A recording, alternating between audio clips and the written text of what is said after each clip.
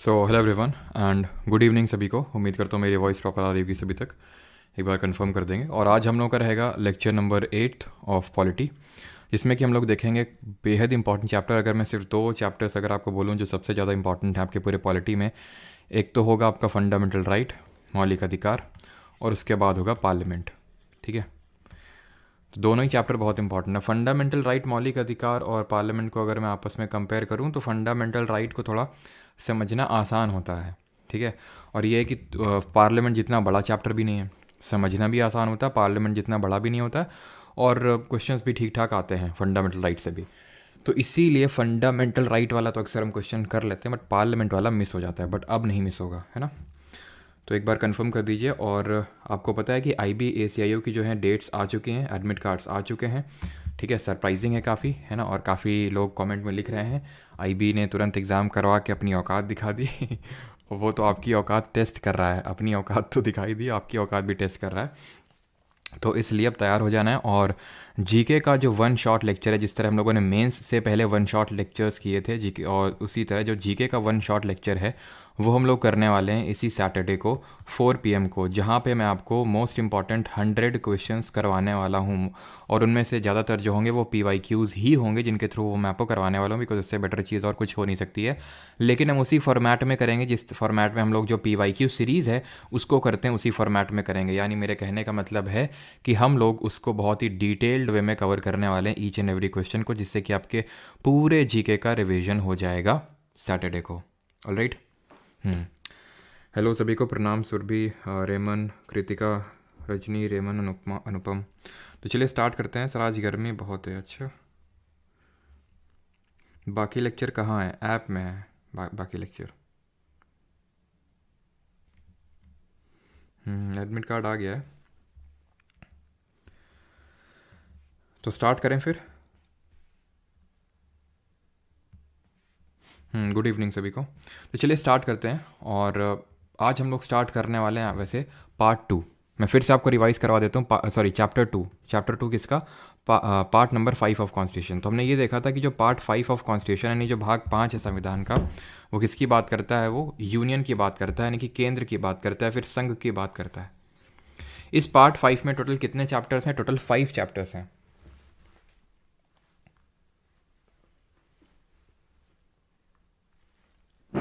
ठीक है, तो इसमें टोटल कितने चैप्टर्स हैं हमने देखे थे? इसमें टोटल 5 चैप्टर्स यानी 5 चैप्टर्स हैं।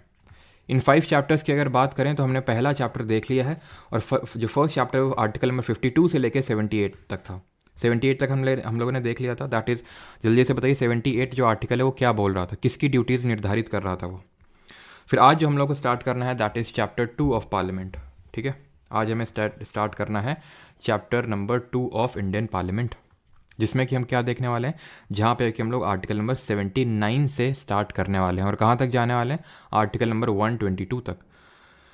बट एक्चुअल में हम आज 122 तक नहीं जा पाएंगे। आर्टिकल नंबर 79 से लेके हम लोग को 100 तक देखना है।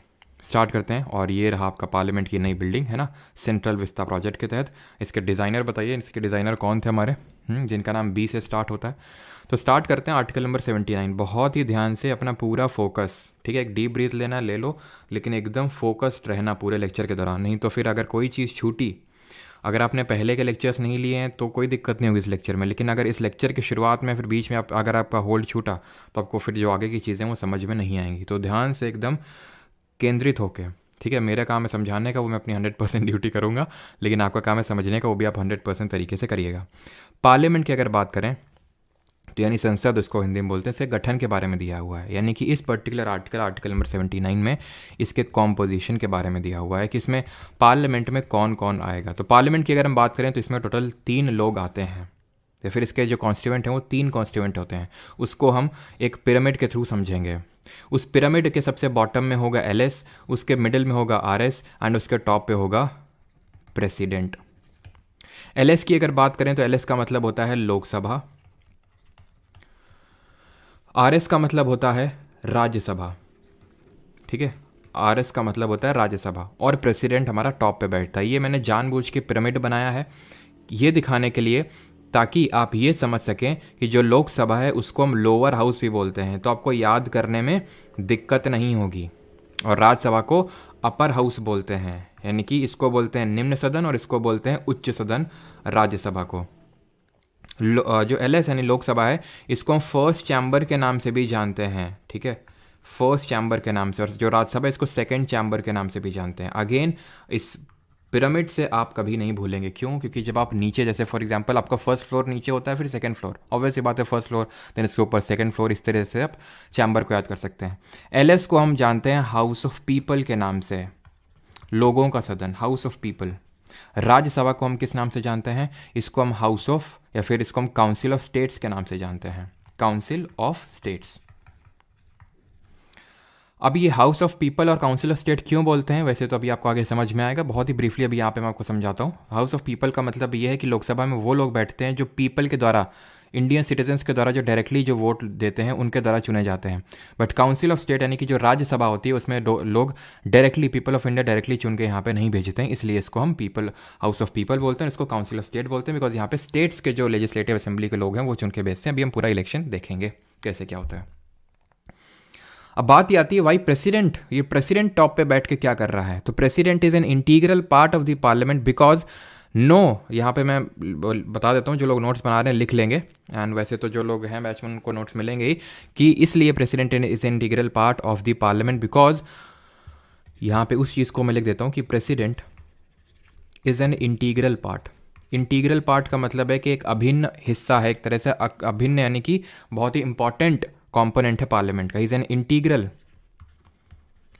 Part of parliament.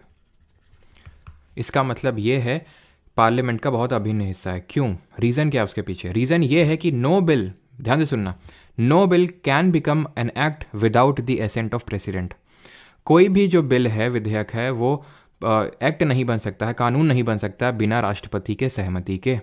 इसलिए क्योंकि कोई भी बिल, अगर मैं पार्लियामेंट की बात कर रहा हूँ, तो उसको लोकसभा से भी पारित होना पड़ेगा, उसको राज्यसभा से भी पारित होना होगा, उसको प्रेसिडेंट की एसेंट भी, मंजूरी भी लेनी होगी, तभी वो बिल एक्ट बन सकता है। इसीलिए president is an integral part of the parliament, ठीक है। वो किसी भी हाउस का सदस्य नहीं होता है, मेंबर नहीं होता है, लेकिन वो इंटीग्रल पार्ट पार्लियामेंट का होता है।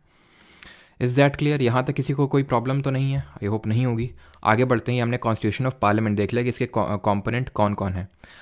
Before proceeding towards article number 80, हम थोड़ा सा ये देख लेते हैं कि लोकसभा और राज्यसभा के बारे में जो बेसिक चीज़ें जो जहाँ से क्वेश्चंस आ जाते हैं। सबसे पहली बात तो ये है कि जो हिंदी नेम्स हैं, ध्यान रखना, हमारे संविधान में लोकसभा और राज्यसभा नहीं लिखा हुआ है।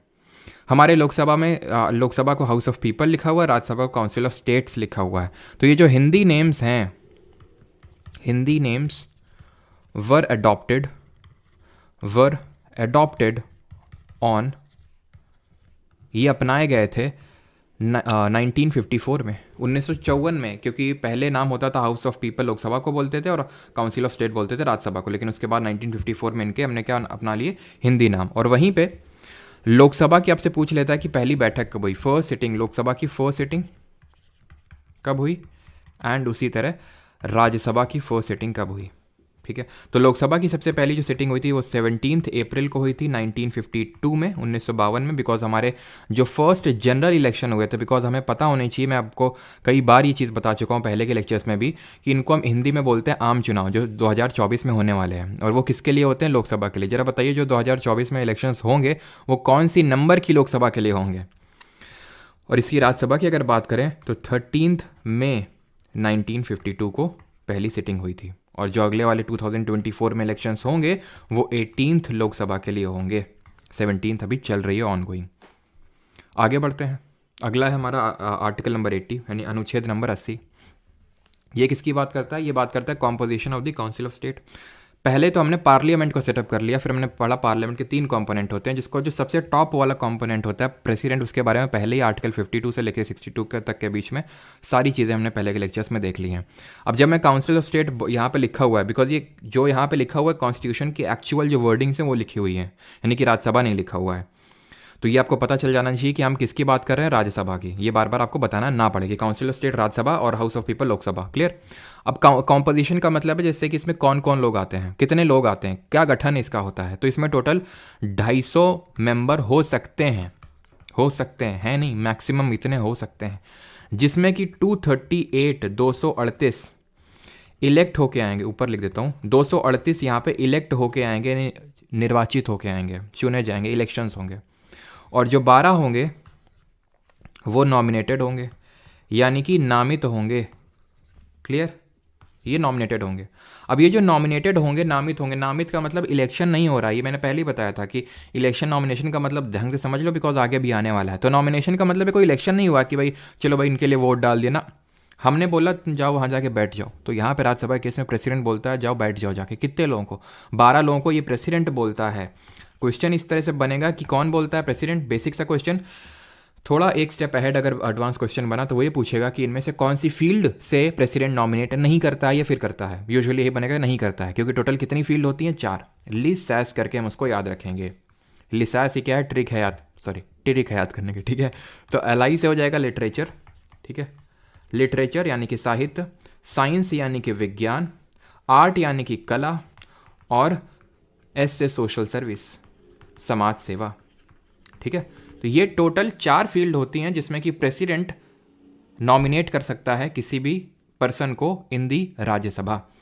जैसे कि अभी अगर मैं बात करूं, जैसे पीटी उषा जी हैं, ठीक है, पीटी उषा हो गई, या फिर जितने भी स्पोर्ट्स पर्सन आप देखो, चाहे आपके सचिन तेंदुलकर हो गए, ठीक है, तो इन सब को सोशल सर्विस कैटेगरी में ही नॉमिनेट किया जाता है, क्योंकि लिटरेचर तो है नहीं, साहित्य तो उन्होंने लिखा नहीं है, ठीक है, चाहे पीटी उषा हो चाहे सचिन तेंदुलकर। साइंस से तो है नहीं, आर्ट से भी नहीं, जैसे कि मान लो सनी देओल को तो मान सकते हैं कि ठीक है आर्ट से होंगे ये, लेकिन यहाँ पे अगर हम बात करें तो सचिन तेंदुलकर फिर पीटी उषा का ये माना जाता है कि उन्होंने देश का नाम रोशन करके सोशल सर्विस करी है, तो उस फील्ड में इनको नॉमिनेट किया जाता है। अब नॉमिनेशन की प्रणाली इसलिए रखी गई है, इसलिए यहाँ पे ये विंडो, एक हम बोल सकते हैं alternate window, back window open किया गया, सो दैट अगर कोई इलेक्शन के मेथड से पार्लियामेंट में, देखिए लोकसभा में तो आपने जाना है तो आपको इलेक्शन लड़ना पड़ेगा, सिंपल सी बात है, ठीक है, चुनाव लड़ना पड़ेगा, लोगों का दिल जीतना पड़ेगा। लेकिन अब जैसे फॉर एग्जांपल मान लो सचिन तेंदुलकर जैसे लोग हैं, वैसे सचिन तेंदुलकर को भले आप चाहे जितना प्रेज करते हो, लेकिन पार्लियामेंट के बेसिस पे तो इनको बिल्कुल प्रेज नहीं किया जा सकता है कि मतलब इतने अच्छे लोग, क्योंकि यहाँ पे मैं ये बोलने वाला हूँ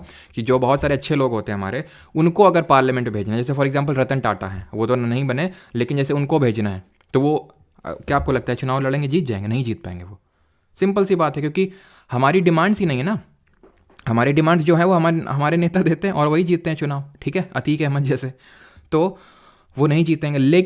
लेकिन क्योंकि उन्होंने, अगर बात करें, अगर उनको नॉमिनेट करना है तो प्रेसिडेंट नॉमिनेट कर सकते हैं, उनको चुनाव लड़ने की जरूरत नहीं पड़ेगी। तो ये है कि जो अच्छे माइंड्स हैं वो वहाँ पे बैठ सकें। अब मैंने सचिन तेंदुलकर को क्यों बोला, वो जाने लायक नहीं है, वो एक सीट उन्होंने वेस्ट कर दी, वो हो गया ऐसे, ये कौन हो गया, ये देवल करके, कौन है इसका जो अभी वो ग्लास रख के सिर पे नाच रहा था, उसका भाई है, वो बोलता है 2.5 किलो का हाथ, सनी देवल, ठीक है, वो हो गया। ये सब एक नंबर के, मतलब इनके लिए जितना डेरोगेटरी वर्ड यूज़ किया जा सकता है वो है पार्लियामेंट के बेसिस पे। बाकी उन्होंने अपनी फील्ड में जो किया सो किया, और उन्होंने एक तरह से पर्सनली भी किया, ठीक है, लेकिन दैट डजंट मीन कि हर जगह इनको प्रेज किया, क्योंकि इन्होंने, मतलब इनके अगर आप एब्सेंट चेक करेंगे एग्जैक्टली तो मुझे नहीं पता है, शायद ही कभी ये पार्लियामेंट में गए हैं।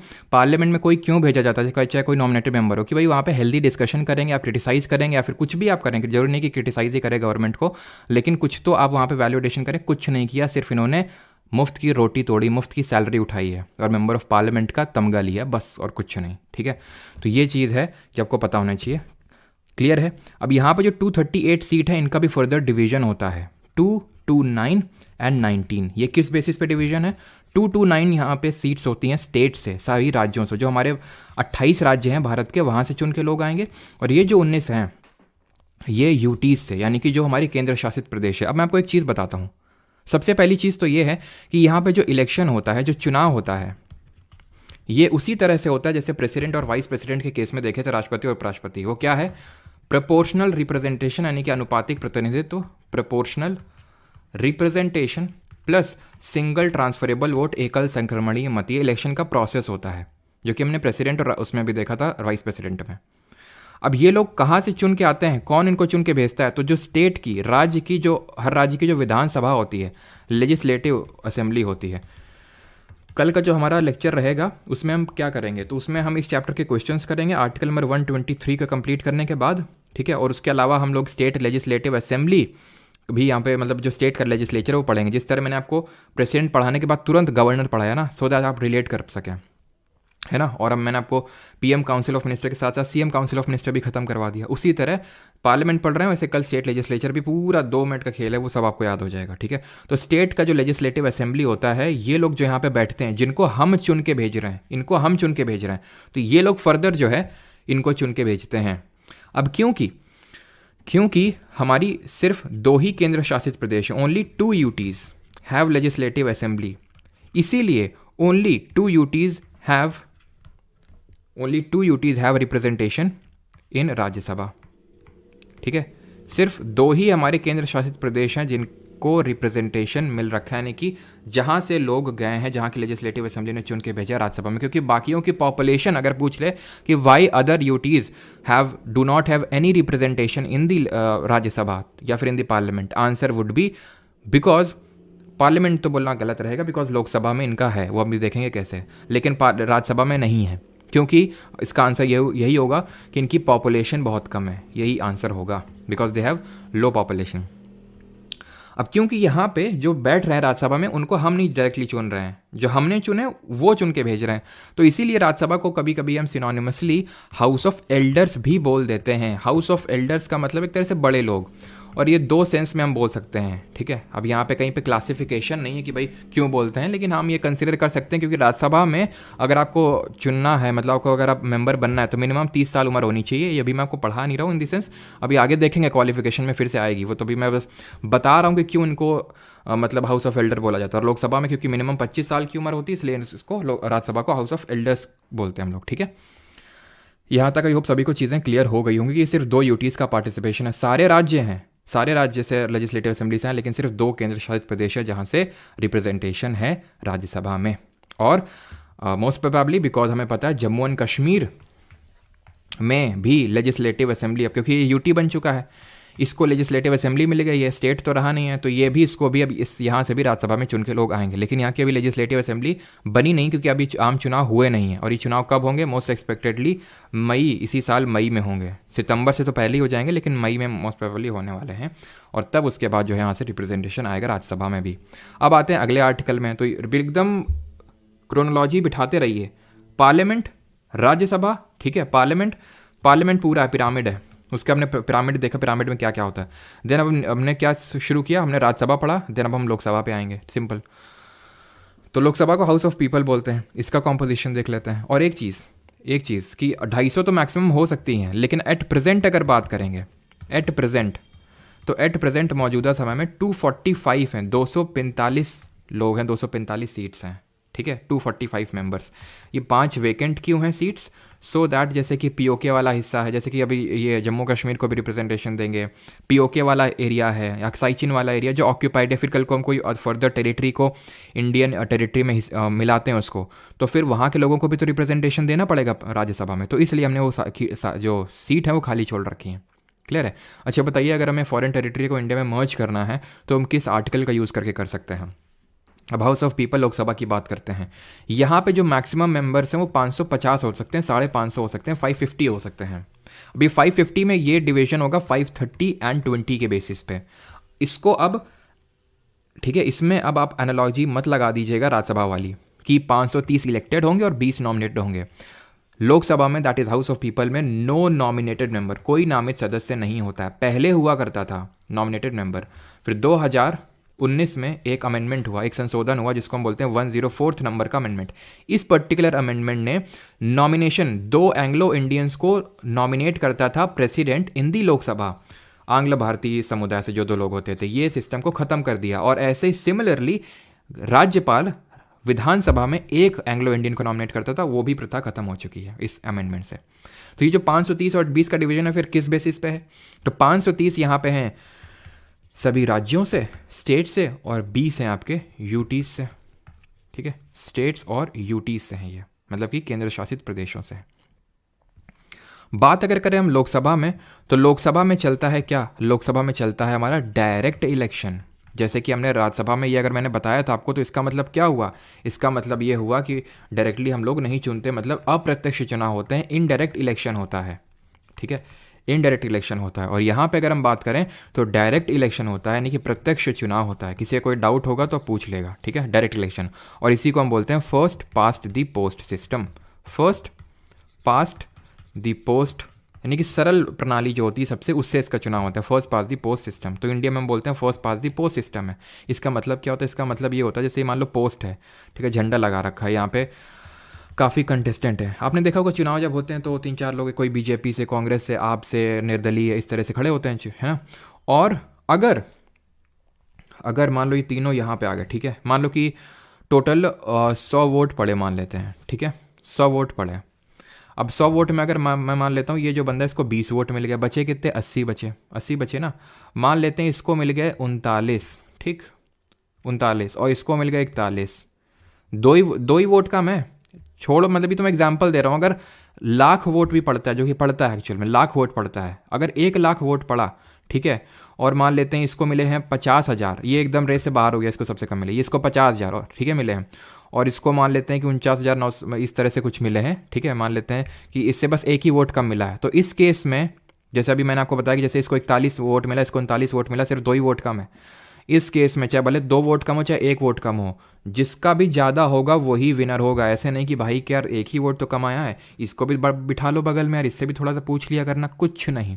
Hair in this system winner takes all, winner takes all. चाहे भले आप लाखों वोट पड़े हो, 1 वोट से आ रहे हैं, लेकिन हारे हैं आप, जैसे कि हमारे किसमें एग्जाम में होता है। चाहे भले कट ऑफ पॉइंट 1 मार्क्स से वो आपकी रही हो, लेकिन आप फिर से आपको रिपीट करना पड़ेगा, ठीक। किसी को कोई डाउट? क्या ना nominated member be a minister? कल बता दिए थे हम आपको कि बिल्कुल बन सकता है, नामित सदस्य बिल्कुल मिनिस्टर हो सकता है।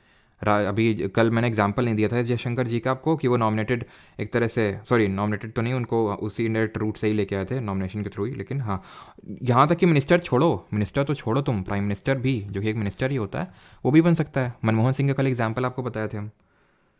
एलविश भाई, क्या भाई एलविश भाई है, क्या लगा रखा है यहाँ पे? डाउट पूछने को बोला, एलविश भाई लगा रखा है यहाँ पे।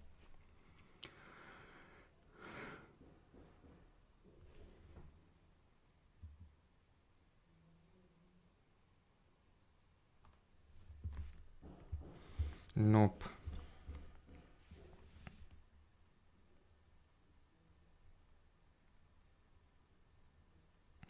सर नहीं नहीं, वो नहीं होता सर, चलो ये बता देते हैं वो भी, ठीक है।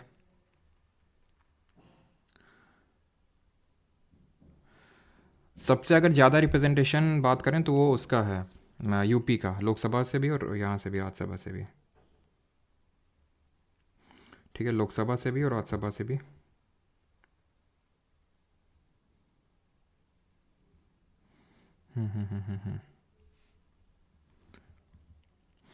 क्या चीज़? लोकसभा से सबसे ज़्यादा यूपी का, ये 80 सीट हैं, ठीक है। यहाँ पे मैं लिख देता हूँ, यहाँ पे भी यूपी का सबसे ज़्यादा रिप्रेजेंटेशन, इसमें हाईएस्ट रिप्रेजेंटेशन। चलो इस चीज़ को मैं एक्सप्लेन कर देता हूँ कि स्टेट्स का जो है अनइक्वल रिप्रेजेंटेशन होता है। यूएस में क्या होता है, अपर हाउस जो होता है वो सेनेट वाला हाउस होता है, ठीक है, सेनेट वाला होता है, मतलब उसको सेनेट हाउस ऑफ सेनेट्स बोलते हैं। और यहाँ पे क्या होता है, सभी राज्यों से, वहाँ पे 25 टोटल राज्य हैं, हर राज्य से 2-2 सीट निकल के आती है। बट यहाँ पे हमारे इंडिया में अनइक्वल रिप्रेजेंटेशन है, जिसकी पॉपुलेशन ज़्यादा है, जिसकी जनसंख्या ज़्यादा है, उसको ज़्यादा सीट मिल रखी है। जैसे यूपी की अगर मैं बात करूँ तो यूपी को टोटल 31 सीट्स हैं राज्यसभा में, ये है राज्यसभा में, ठीक है, हाईएस्ट। और यूपी ही हाईएस्ट है लोकसभा में भी, जहाँ पे 80 सीट हैं टोटल, ठीक है। क्या चीज़ यहाँ पे क्या हो गया? ओके, ठीक ठीक ठीक ठीक, तो यहाँ पे 219 कर लेना, गलती से शायद मैंने लिख दिया था, है ना।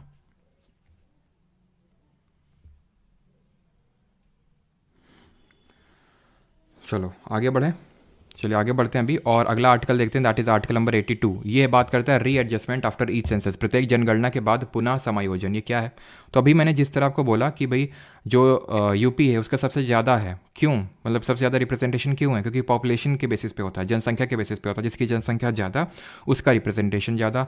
तो फिर बात ये आई कि जो हमारे सदर्न इंडिया के स्टेट्स थे जो ये बोल रहे थे, ठीक है, बिकॉज हमें पता है साउथ इंडिया के जितने भी स्टेट्स हैं उनकी पॉपुलेशन कम है as compared to north India. Simple सा रीज़न है, बिकॉज यहाँ पे लिटरेसी रेट भी अच्छे हैं, ठीक है, डेवलप्ड थोड़े से स्टेट्स हैं as compared to north India के स्टेट। तो यूजुअली यही होता है, जहाँ पर लिटरेसी कम होती है वहाँ पॉपुलेशन ज़्यादा होती है। तो भाई साउथ इंडिया के जो स्टेट्स हैं उनका ये कहना था, एक तो हम पॉपुलेशन लिमिटिंग मेजर्स ले रहे हैं, ठीक है, अपनी पॉपुलेशन को, जनसंख्या को कंट्रोल कर रहे हैं, ऊपर से आप हमें एक तरह से क्या दे रहे हैं, फेवर नहीं कर रहे हैं, ऊपर से ये लोग पॉपुलेशन बढ़ा रहे हैं, इनको फेवर कर रहे हैं। हम पॉपुलेशन कम कर रहे हैं, जो कि करना चाहिए, ठीक है, क्योंकि पॉपुलेशन इंडिया की बहुत बढ़ रही है और सबसे पॉपुलर स्टेट है अभी, सबसे ज़्यादा जनसंख्या वाला हमारा कंट्री है इंडिया, ठीक है। तो आप ये ऐसा एक तरह से हमें डिसफेवर कर रहे हैं बजाय कि फेवर करने के।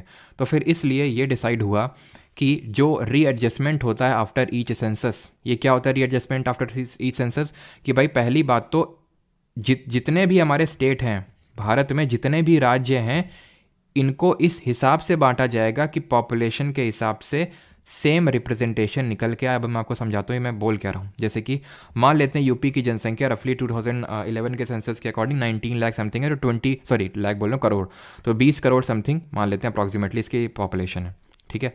अब यहाँ से मान लेते हैं कि टोटल सीट निकल के आती हैं 80, ठीक। तो अगर किसी स्टेट की पॉपुलेशन है 10 करोड़, तो वहाँ से सीट कितनी निकल के आएंगी, हमने क्या किया, हाफ कर दिया, तो सीट भी हाफ निकल। मान लो कि किसी मान लो सिक्किम में, वहाँ की पॉपुलेशन 1 करोड़ है, तो वहाँ से कितनी सीट निकल के आएंगी, 4 सीट निकल के आएंगे सिर्फ। इस तरह से इंटर स्टेट, ठीक है, इंटर स्टेट पैरिटी मेंटेन की जाएगी, यानी सभी स्टेट का एक तरह से इक्वल रिप्रेजेंटेशन हो ऑन दी पॉपुलेशन के बेसिस, पहली चीज़। दूसरी चीज़, इंट्रा स्टेट पैरिटी को भी मेंटेन किया जाता है, जो मैं आपको समझा देता हूँ। जैसे फॉर एग्जांपल ये कोई एक स्टेट है, ठीक है, ये कोई एक स्टेट है, इस स्टेट में क्योंकि हमें पता है हर राज्य में डिफरेंट कॉन्स्टिट्यूएंसीज होती हैं।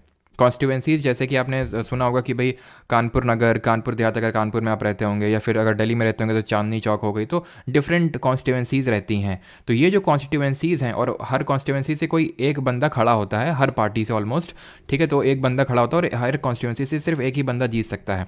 तो इन कॉन्स्टिट्यूएंसीज को किस हिसाब से डिवाइड किया जाता है, इस हिसाब से डिवाइड किया जाता है so that they represent the same set of population. जैसे कि फॉर एग्जाम्पल यहाँ पे अगर मैं बात करूँ, तो अगर मैंने इस तरह से डिवीजन किया, इसका मतलब ये हुआ कि यहाँ पे जितनी पॉपुलेशन है उतनी पॉपुलेशन यहाँ पे है, उतनी पॉपुलेशन यहाँ पे भी, उतनी पॉपुलेशन यहाँ पे भी है, so that intra state parity that is with in the state maintain हो, कि सेम नंबर ऑफ पीपल को सेम ही एक ही बंदा रिप्रेजेंट कर रहा हो। अब ये जो बांटने का काम है, ये जो इंटर स्टेट पैरिटी और इंट्रा स्टेट पैरिटी मेंटेन करने का काम है, ये कौन करता है? इंट्रा स्टेट पैरिटी ये करता है डीलिमिटेशन कमीशन, परिसीमन आयोग। डीलिमिटेशन कमीशन की अगर हम बात करें तो इसका गठन यहाँ पे मैं लिख देता हूँ, ठीक है। डीलिमिटेशन कमीशन है, इसको बोलते हैं परिसीमन आयोग। डीलिमिटेशन कमीशन, परिसीमन आयोग जो है, इसका गठन ये बोला गया कॉन्स्टिट्यूशन के द्वारा कि हर सेंसस के बाद क्योंकि हमें नया पॉपुलेशन का फिगर मिलता है, जैसे कि फॉर एग्जांपल जो आज पॉपुलेशन है, मान लेता हूँ मैं यूपी की, ठीक है, और यूपी की मान लेते हैं 2011 में 20 करोड़ थी ना जनसंख्या, तो आपको लगता है 2012 में भी सेम थी? या फिर आज चलो 2012 छोड़ो, आज 2024 में बैठे हुए सेम है? नहीं है। लेकिन एक्चुअल में अभी भी पहले के बेसिस पे ही क्या हो रहा है, वो एक तरह से डिलिमिटेशन हो रहा है। अभी मैं आपको समझाता हूँ कैसे। तो इसका मतलब ये है कि पॉपुलेशन चेंज होती रहती है, और पॉपुलेशन चेंज का हमें पता चलता है हर सेंसस के बाद, हर जनगणना के बाद। तो इसीलिए ये लिखा हुआ है कि हर सेंसस के बाद, हर जनगणना के बाद आपको एक डीलिमिटेशन कमीशन बिठाना है। इसको अपॉइंट करता है देश का राष्ट्रपति, प्रेसिडेंट, और वो उसको डिवाइड करेगा, क्योंकि हमें हर सेंसस के बाद ये पता चलेगा कि पॉपुलेशन तो बदल गई है। अब क्योंकि ये मैंने अभी आपको थोड़ी देर पहले बताया कि आपको क्या लगता है कि पॉपुलेशन किसकी अभी फिर से ज़्यादा बड़ी होगी, यूपी की कि केरल की? अगेन यूपी की। तो अगर हम फिर से अगर डिलिमिटेशन कमीशन बिठाएंगे तो अगेन इनको तो और ज़्यादा रिप्रेजेंटेशन फिर मिल जाएगा लोकसभा में, केरला का और कम हो जाएगा।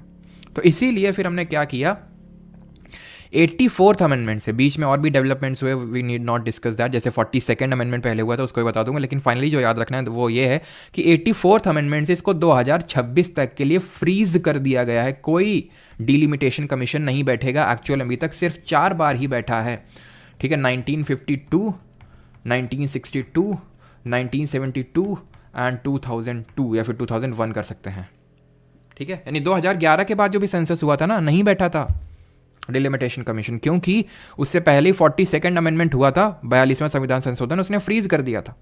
तो 2026 तक के लिए इसको फ्रीज किया जा चुका है कि कोई डिलिमिटेशन कमीशन नहीं बैठेगा। और किस ईयर के सेंसस के बेसिस पे ये डिलिमिटेशन या फिर पार्लियामेंट्री कॉन्स्टिट्यूएंसीज बनेंगी, वो 86th अमेंडमेंट ने हमें बताया कि वो जो 2001 का सेंसस हुआ था ना, 2001 का, उसके बेसिस पे ही जो है कॉन्स्टिट्यूएंसीज बनेंगी। समझ आया आपको?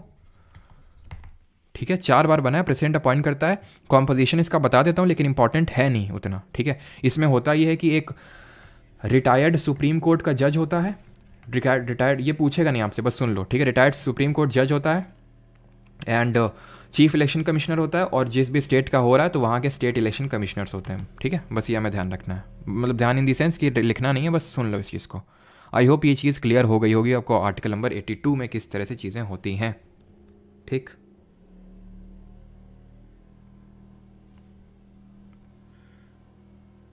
हम्म, 26 के बाद।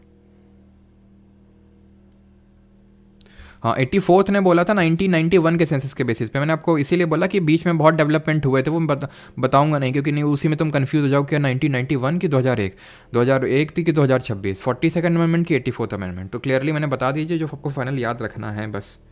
अभी तक तो इससे मैंने क्वेश्चंस जनरली स्पीकिंग नहीं देखे हैं, ठीक है, लेकिन आ सकता है, ठीक है, क्लियर। तो आगे बढ़ते हैं अभी article number 83। This discusses about duration of parliament, कि दो संसद के सदनों की अवधि कितनी होगी। तो संसद में कितने सदन होते हैं, एक तो होता है लोकसभा और दूसरा होता है राज्यसभा। तो एक एक करके डिस्कस कर लेते हैं। सबसे पहले डिस्कस कर लेते हैं लोकसभा को, या फिर सबसे पहले डिस्कस कर लेते हैं राज्यसभा को, ठीक है। कुछ देखा तो नहीं किसी ने ठीक है, तो राज्यसभा को, तो राज्यसभा की अगर बात करें तो राज्यसभा में जो ड्यूरेशन होता है, राज्यसभा का जो ड्यूरेशन होता है वो होता ही नहीं मतलब राज्यसभा जो है हमारा परमानेंट हाउस होता है, स्थायी सदन होता है। ये परमानेंट हाउस का मतलब होता है कि स्थायी सदन होता है। इसका मतलब ये कभी डिसॉल्व नहीं होता, यानी कि कोई ऐसा नहीं कि पानी लाया और इसमें घोल दिया, इसको डिसॉल्व कर दिया, नहीं। लोकसभा को, हाँ, लोकसभा को आप पानी लाइए, ठीक है, इसको मिलाइए और घोल दीजिए, ये घुल जाएगा लोकसभा डिसॉल्व हो जाता है, लेकिन राज्यसभा डिसॉल्व नहीं होता। इसका मतलब पहले ही बता चुका हूँ कि भंग का डिसॉल्व का मतलब ये होता है कि पूरी लोकसभा खाली हो जाएगी, फ्रेश इलेक्शंस होंगे। राज्यसभा में इस तरह से ऐसा नहीं कि एक साथ आया राम और एक साथ गया राम, ये लोकसभा में होता है, राज्यसभा में नहीं। राज्यसभा में क्या होता है, राज्यसभा में आता है 1/3 आया राम और 1/3 गया Ram. Every 1/3 retire after every second year, और retire after every second year, ठीक है, रट्टा मार लो इसको सीधे, ठीक है। और इस हिसाब से अभी मैं बताता हूँ, समझा भी देता हूँ। इस हिसाब से जो मेंबर हुए, ठीक है, मेंबर्स हुए उनका टर्म हो गया, मेंबर्स हो गया उनका टर्म हो गया 6 साल का। अब समझ लो, ये रट्टा मारना है, ठीक है, ये रटना है। अब समझ लो इसको कैसे क्या होता है, ये क्या 1/3 रिटायर आफ्टर 2 ईयर्स। देखो जैसे क्या होता है कि हर 1/3 मेंबर को 2-2 साल में इलेक्ट किया जाता है। जैसे फॉर एग्जाम्पल मान लेते हैं यहाँ पे 2020 में किसी को इलेक्ट किया गया, ठीक है, यहाँ 2022 में 1/3 लोगों को इलेक्ट किया गया, और यहाँ पे 2024 जो इस साल होगा मान लेते हैं 1/3 लोगों को इलेक्ट किया जाएगा, 1/3 1/3 1/3, ठीक है। और हर मेंबर का टर्म 6 ईयर्स होता है। तो भाई 2020 वाला कब रिटायर होगा, 2026 में। 2026 मतलब 2024 के 2 साल बाद, एवरी सेकेंड ईयर। 2026 के बाद अब कब रिटायर होंगे, 2028 में। कौन, 2022 में जो आए थे, 2024 वाले 2030 में रिटायर होंगे। यानी कि हर सेकेंड ईयर में, हर दूसरे साल में जाना लगा रहता है और आना भी लगा रहता है, ठीक है। तो 6 साल का इनका टर्म होता है। राज्यसभा का कोई टर्म नहीं होता है, मेंबर्स का टर्म होता है 6 साल का। और ये भी चीज़ जो है ना, संविधान में कहीं नहीं लिखी हुई है, कॉन्स्टिट्यूशन में कहीं नहीं लिखी हुई है। कॉन्स्टिट्यूशन ने यह बोला था कि पार्लियामेंट अपने हिसाब से डिसाइड कर सकता है। तो पार्लियामेंट ने अब जैसे जो पहली हमारी राज्यसभा बनी होगी, तो उसमें तो सभी एक साथ आए होंगे, तो उनका कैसा क्या हुआ होगा, किसको 6 साल में, अगर सबको 6 साल में बढ़ जाएंगे तो फिर से राज्यसभा पूरी खाली हो जाएगी, पूरी खाली हो नहीं सकती है। तो ये लॉटरी बेसिस पे किया गया था सबसे पहली बार में। डिसॉल्व की अगर बात करेंगे, लोकसभा डिसॉल्व हो जाता है।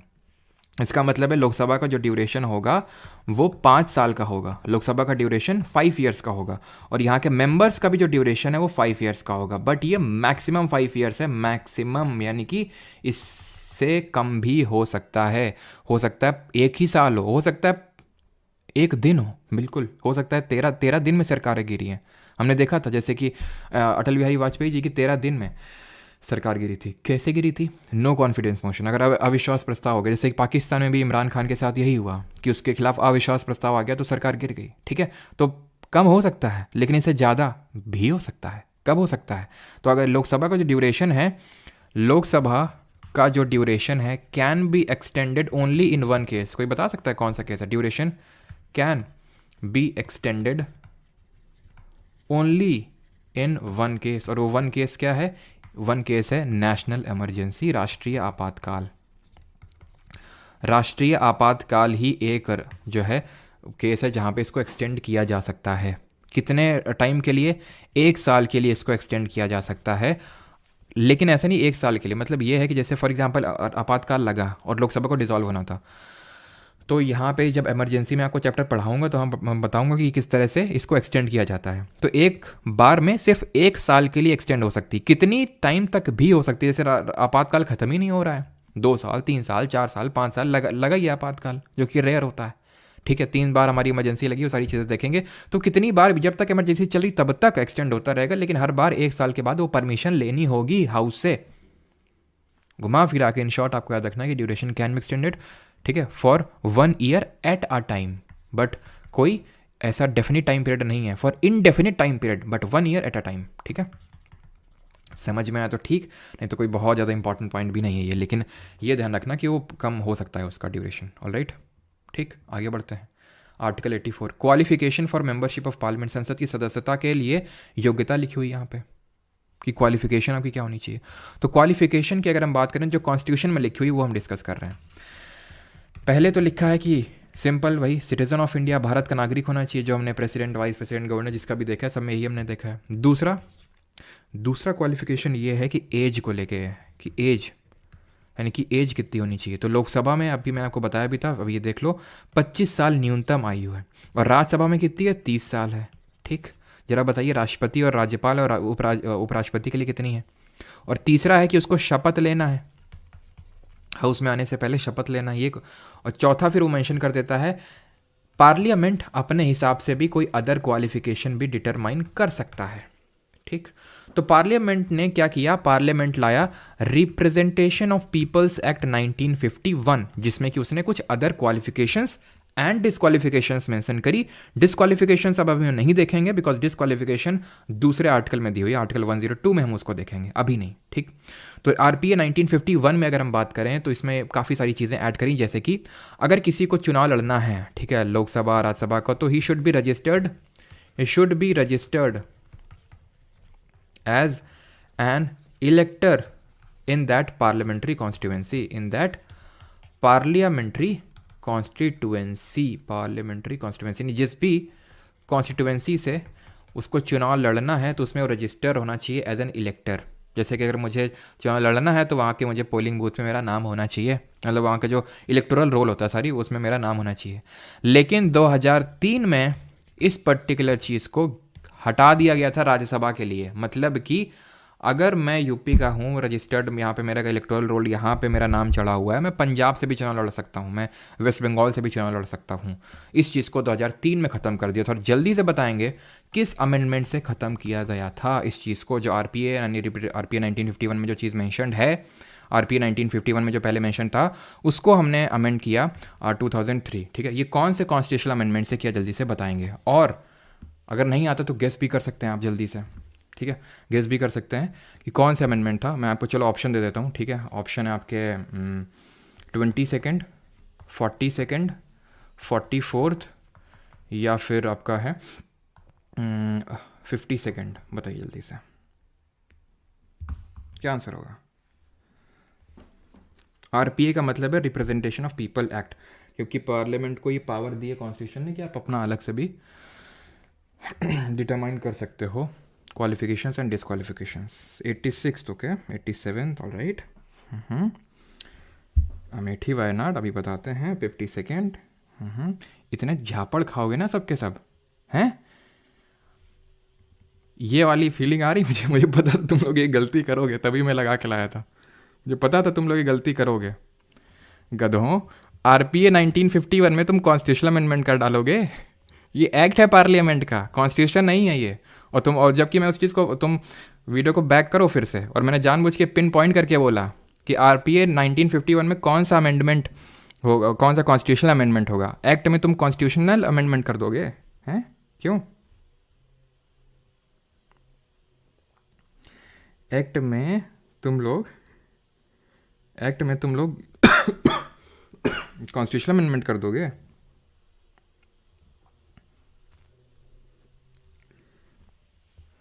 अब जो अमेठी वायनाड कर रहे हैं वो बता देता हूँ मैं। जैसे मोदी जी हैं, वाराणसी से भी चुनाव लड़ते हैं, गुजरात वाली भी कॉन्स्टिट्यूंसी से अपनी लड़ते हैं। ठीक है, राहुल गांधी अमेठी से भी लड़ते हैं और वायनाड से भी लड़ते हैं।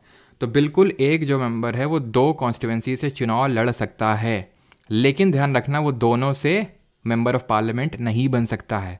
अगर 2 सीट पे कोई किसी का चुनाव हो जाता है तो उसको एक सीट गिव अप करनी पड़ेगी, उसको बताना पड़ेगा कौन सी सीट से उसको रहना है, और अगर नहीं बताया with in a specified time तो उसकी दोनों सीट जाएंगी। अगर कोई लोकसभा राज्यसभा में दोनों में, ये चीज़ ध्यान से सुन लेना, लिख नहीं रहा हूँ क्योंकि ये CDS वालों को लिए तो पढ़ाता हूँ मैं, लेकिन आप में कभी क्वेश्चन ये बना नहीं और शायद ही बने, बहुत रेयर चांस है, ठीक है। तो अगर मान लो किसी का लोकसभा राज्यसभा में दोनों में एक साथ चुनाव हो गया तो उसको बताना पड़ेगा, नहीं तो उसकी राज्यसभा वाली सदस्यता चली जाएगी, राज्यसभा वाली चली जाएगी।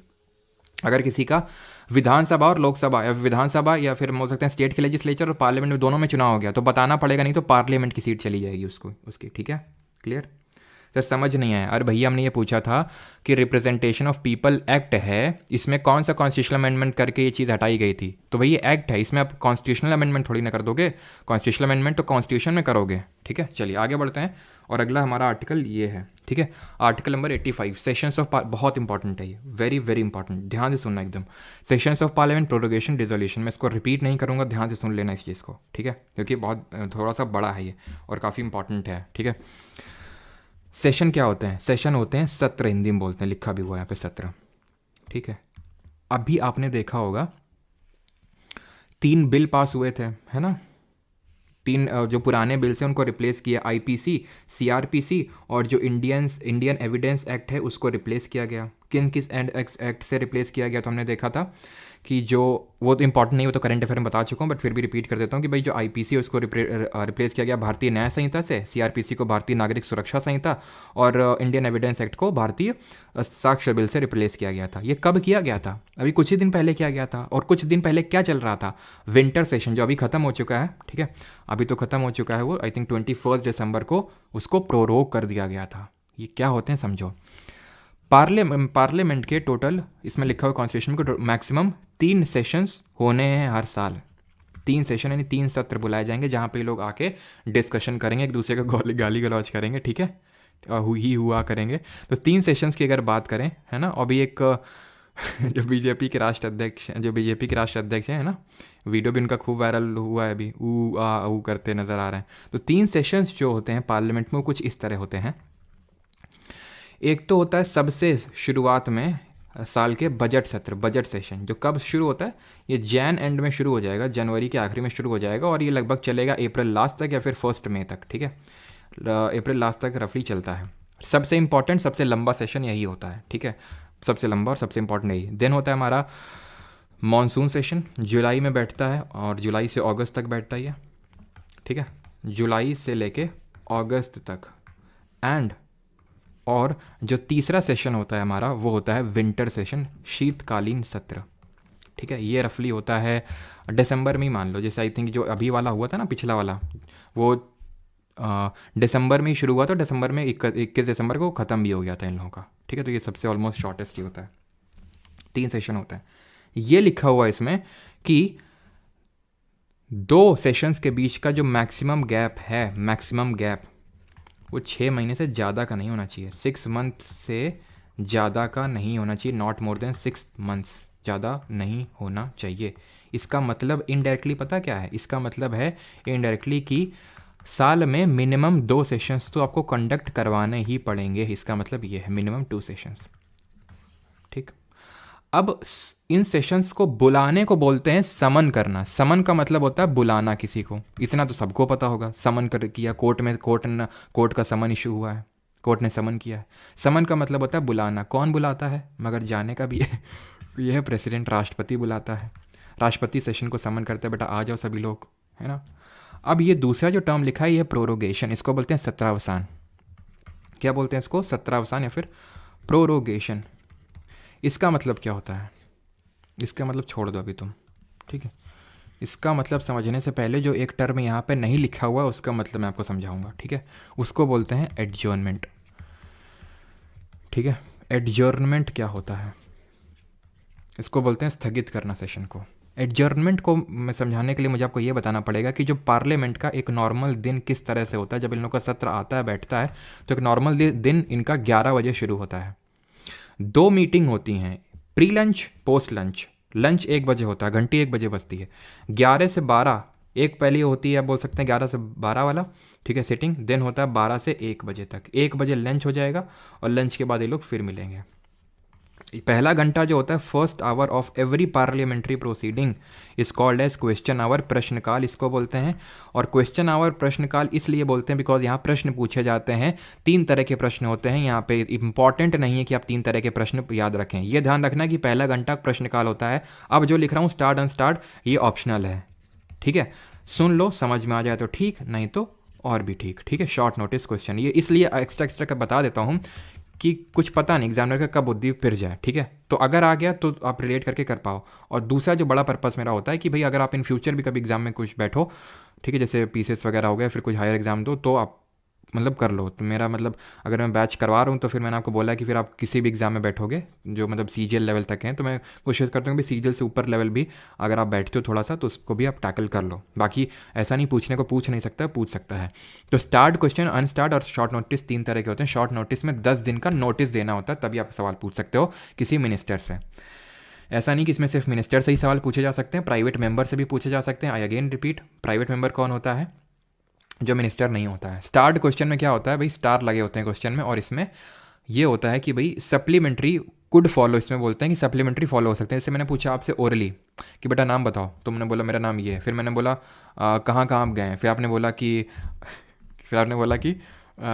हर जगह गए हैं, फिर मैंने बोला नाम बताओ, ठीक है। तो ये क्या हो गया कि सप्लीमेंट्रीज फॉलो हो रहे हैं बैक टू बैक।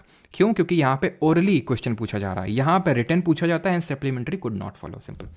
अब ये जो 12 से 1 का समय होता है, इसको बोलते हैं 0 आवर, शून्यकाल, 0 आवर शून्यकाल। इसमें agenda of the day decide होता है, एजेंडा ऑफ द डे कि लंच के बाद मिलके क्या करेंगे हम लोग, वो है, ठीक। अब ये दोनों चीज़ें संविधान में कहीं नहीं लिखी हुई हैं, let me tell you, no where mention in the constitution, इधर क्वेश्चन आवर और 0 आवर, कहीं मेंशन नहीं, ठीक।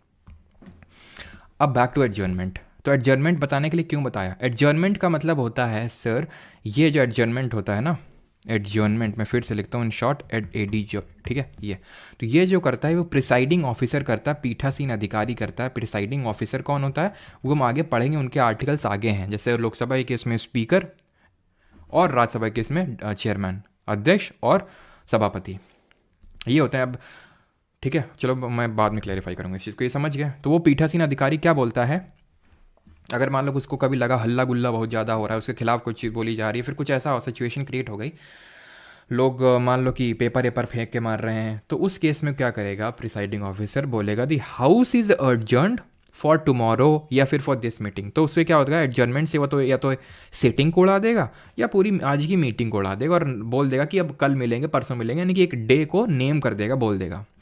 इसी का छोटा भाई या बड़ा भाई जो आपको समझना है वो समझ लीजिए, एडजर्न सीने डाई होता है। ये भी प्रिसाइडिंग ऑफिसर ही करता है, but without naming a day, इसमें यही अंतर है।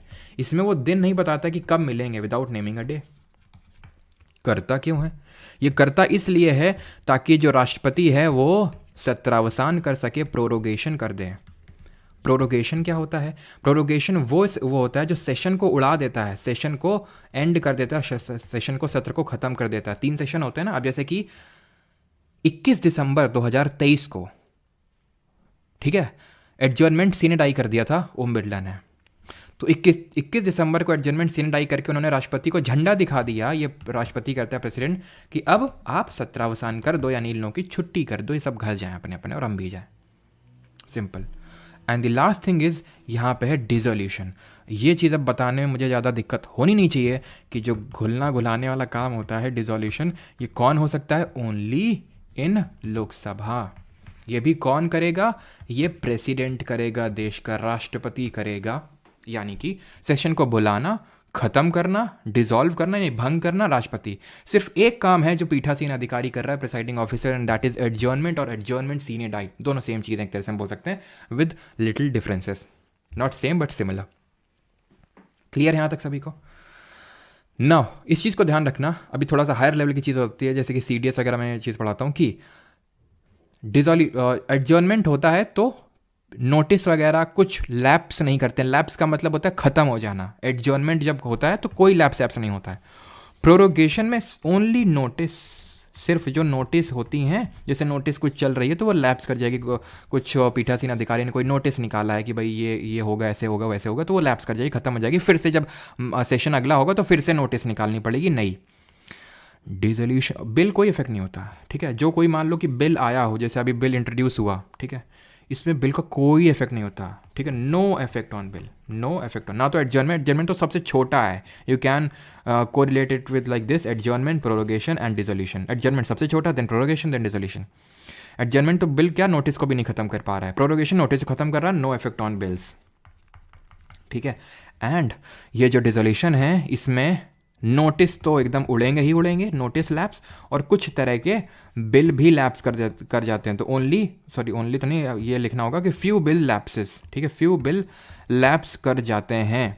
जल्दी से मैं ये बता देता हूँ, जिनको अगर हायर एग्जाम देना है, CDS अगर CAPF और या फिर PCS वगैरह, तो वो नोट कर सकते हैं बहुत ही क्विकली कौन कौन से बिल लैप्स होते हैं। जो SSC वाले उनको ये अभी करने की बिल्कुल भी ज़रूरत नहीं है, ठीक है।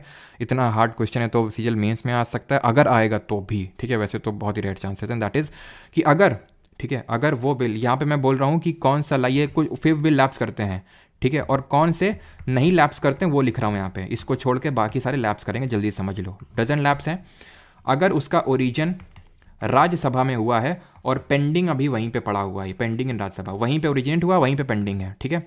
अगर कोई ऐसा बिल जिसमें डेडलॉक क्रिएट हो गया है, ये कल आपको समझ में आएगा डेडलॉक होता क्या है, ठीक है, तब आप समझ लेना। अगर उसमें प्रेसिडेंट ने, मतलब डेडलॉक हो जाता है, तो राष्ट्रपति ज्वाइंट सिटिंग, संयुक्त बैठक बुलाता है, ठीक है। तो राष्ट्रपति ज्वाइंट सिटिंग के लिए बुलाता है, या फिर राष्ट्रपति की बस उसमें एसेंट बाकी है, सहमति ही बाकी है, एसेंट रिमेनिंग। इन 3 तरह के बिल लैप्स नहीं करते हैं, बाकी सारे लैप्स कर जाते हैं। ये ऑप्शनल है आपके लिए पढ़ने, ठीक है, ज़रूरी नहीं है सबको, मैंने बता दिया किसको किसको पढ़ना है, ठीक है। अब बढ़ते हैं आगे। 86 बहुत आसान है। Right of president to address send messages to house, सदनों को संबोधित करने और संदेश भेजने का राष्ट्रपति का अधिकार लिखा हुआ है कि भाई राष्ट्रपति को कुछ वो भेजना, एड्रेस भेजना, क्योंकि वो he is an integral part of parliament, कुछ बोलना है कुछ, वो तो कर सकता है। ज़्यादा फोकस नहीं करना इस आर्टिकल पे, ना ही कुछ समझने वाली चीज़ है इसमें। 87 this is special address by the president, ये लिखा हुआ है संविधान में, जिसको कि हम बोल देते हैं मोशन ऑफ थैंक्स, लेकिन मोशन ऑफ थैंक्स इस तरह से संविधान में नहीं लिखा हुआ है। ये मैं बार बार इसलिए बोलता हूँ नहीं लिखा हुआ बिकॉज अगर कभी क्वेश्चन इस तरह बन गया अकॉर्डिंग टू दी कॉन्स्टिट्यूशन, ये फलाना ढिमका, तो पता होना चाहिए कि कॉन्स्टिट्यूशन, अकॉर्डिंग टू कॉन्स्टिट्यूशन अगर उसने लिख दिया, दैट मीन कि वो ये बोल रहा है कि कॉन्स्टिट्यूशन में ये चीज़ मेंशन्ड है, तो इसलिए आपको पता होना चाहिए कि यह है क्या नहीं है। बहुत रिजिडिटी आपको नहीं पता होना चाहिए। जैसे जो लोग थोड़ा सा हायर एग्जाम्स दे रहे हैं उनको तो पता होना चाहिए, बिकॉज UPSC इसी पे खेलता है पूरा अपना गेम, लेकिन आपके में इस तरह से नहीं, अभी तक SSC में खेला गया और शायद ही खेला जाए, ठीक है, बहुत रेयर चांस है। तो मोशन ऑफ थैंक्स क्या है? तो राष्ट्रपति जी करते क्या है, president ji, each session after general election, 2 sessions, यानी ईच आफ्टर, एक तो each after session, each session after general election. General election का मतलब होता है आम चुनाव, जैसे कि इस साल आम चुनाव होंगे, उसके बाद जो अगला वाला सत्र होगा, और एवरी फर्स्ट सेशन या फिर first session of each fiscal year, each fiscal year, ये जो होता है प्रेसिडेंट, इसमें फिस्कल ईयर क्या होता है? फिस्कल ईयर शुरू होता है आपका 1 अप्रैल से लेकर 31 मार्च तक चलता है, इसको बोलते हैं फिस्कल ईयर, वित्तीय वर्ष बोलते हैं इसको, ठीक है। तो पहला जो सत्र है, ये 2 सत्र, ये राष्ट्रपति संबोधन देते हैं, एड्रेस करते हैं, दोनों लोग को बुलाते हैं, लोकसभा को राज्यसभा को, और एड्रेस करते हैं कि भाई देखो ये गवर्नमेंट की ये पॉलिसीज रही थी, इस तरह से सारी चीज़ें हुई थी। मोशन ऑफ थैंक्स क्यों बोलते हैं इसको? क्योंकि एक तरह से फिर इसको मोशन के रूप में दोनों हाउसेज में, लोकसभा में एंड राज्यसभा में सेपरेटली प्रेजेंट किया जाता है। देन वहाँ पे डिस्कशंस होते हैं, गवर्नमेंट अपने आप बड़ाई करती है क्या क्या किया, और वो क्रिटिसाइज करती है जो अपोजिशन होती है, and then it is put to vote, it is put to vote, ठीक है, it is put to vote, ठीक है। इसमें वोटिंग होती है और इसको पास करवाना होता है गवर्नमेंट को, नहीं पास करवाना होता, दैट मीन कि सरकार का वहाँ पे नंबर नहीं है। नो कॉन्फिडेंस मोशन को गवर्नमेंट को पास नहीं करवाना होता, रोकना होता है, कैसे बच जाए। पास हो गया तो दिक्कत है, और ये अगर ना पास हुआ तो दिक्कत है, ठीक। तो एक तरह से ये मोशन ऑफ थैंक्स इसलिए बोलते हैं ये लोग, क्या एक तरह से थैंक्स बोल रहे हैं राष्ट्रपति जी को कि राष्ट्रपति महामहिम जी आपका धन्य हो, आप हमारे द्वार में आए तो एक तरह के वो थैंक्स बोलने का इनका तरीका है। आर्टिकल 88 नॉट बहुत इंपॉर्टेंट नहीं है, मैं आपको बता दूं, ठीक है। 88 rights of ministers and attorney general as respects houses, सदनों के संबंध में मंत्री और महान्यायवादी के अधिकार क्या होते हैं? तो इनके अधिकार ये होते हैं, पहले मिनिस्टर्स के अधिकार जान लेते हैं। Can speak in either house, in either house of the parliament. Either house का मतलब या तो लोकसभा या तो राज्यसभा, कहीं पे भी ये बोल सकते हैं, but can vote only in their house, only in their respective houses, their respective house. मतलब इसका क्या हुआ कि अगर मैं लोकसभा का मेंबर हूँ तो मैं राज्यसभा में भी बोल सकता हूँ, लोकसभा में तो बोल ही सकता हूँ, राज्यसभा में भी जाके बोल सकता हूँ। ठीक है, जैसे जयशंकर राज्यसभा के मेंबर है तो लोकसभा में आ सकते हैं, बोल सकते हैं, बिल्कुल आराम से मस्त चिल होके बैठे हैं, बोलें कुछ। लेकिन अगर किसी चीज़ पे वोटिंग होगी तो वो वोट नहीं डाल पाएंगे, सिर्फ अपने ही हाउस में डाल पाएंगे। तभी कल आपको बताया था जब वो क्वेश्चन कर रहे थे कि पार्लियामेंट प्राइम मिनिस्टर, प्रधानमंत्री किस केस में नो कॉन्फिडेंस मोशन में हिस्सा नहीं ले सकता, पार्टिसिपेट नहीं कर सकता है। तो ये था केस कि if is a member of Rajya Sabha, अगर वो राज्यसभा का सदस्य। क्यों? क्योंकि आप वोट सिर्फ राज्यसभा में ही कर सकते हैं अगर आप राज्यसभा के मेंबर हैं। और अटॉर्नी जनरल की अगर बात करें तो he has right to speak in both the houses, right to speak in both houses. तो आर्टिकल 76 में दिया हुआ अटॉर्नी जनरल महान्यायवादी, जिसको कल हमने स्किप कर दिया था बिकॉज हम उसको आगे पढ़ेंगे। तो right to speak in both the houses, दोनों हाउस में बोल सकता है, दोनों सदन में बोल सकता है, but without right to vote, यानी एक भी हाउस में वोट नहीं कर सकता है। और इसका मतलब क्या हुआ बताइए कमेंट में, विदाउट। और किसी का डाउट हो तो वो भी कमेंट में लिख दीजिए, विदाउट राइट टू वोट, बताइए। और फिर हम बढ़ते हैं अगले आर्टिकल की तरफ।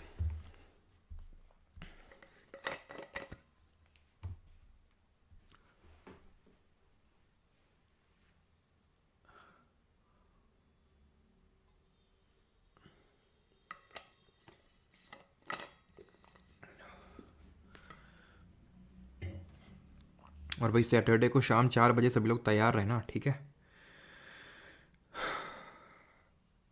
जो भी लोग आईबी का एग्ज़ाम देने जा रहे हैं, नहीं भी देने जा रहे हैं, अगर मान लो आपका सिलेबस वगैरह हो चुका है तो आप कर सकते हैं, काफ़ी इंपॉर्टेंट रहेगा वो सेशन, ठीक है। तो यहाँ पे अगर हम बात करें क्यों नहीं कर सकता, because he is not the member of either house, वो किसी भी हाउस का मेंबर नहीं है।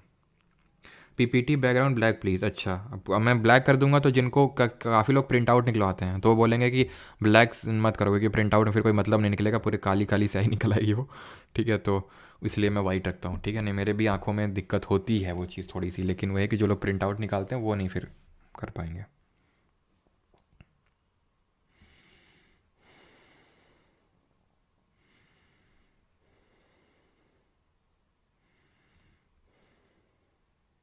चलो आगे बढ़ते हैं, 89 पे आते हैं। The chairman and deputy chairman of council of state, राज्यों की परिषद के अध्यक्ष और उपाध्यक्ष को। अब यहाँ से क्या स्टार्ट हो रहा है, ऑफिसर्स ऑफ पार्लियामेंट, यहाँ से एक अलग कॉम्पोनेंट स्टार्ट हो रहा है, ऑफिसर्स इन पार्लियामेंट। हम लोग को आर्टिकल नंबर 100 तक करना है, अब इसके बाद छोटे छोटे ही हैं सारे, ठीक है।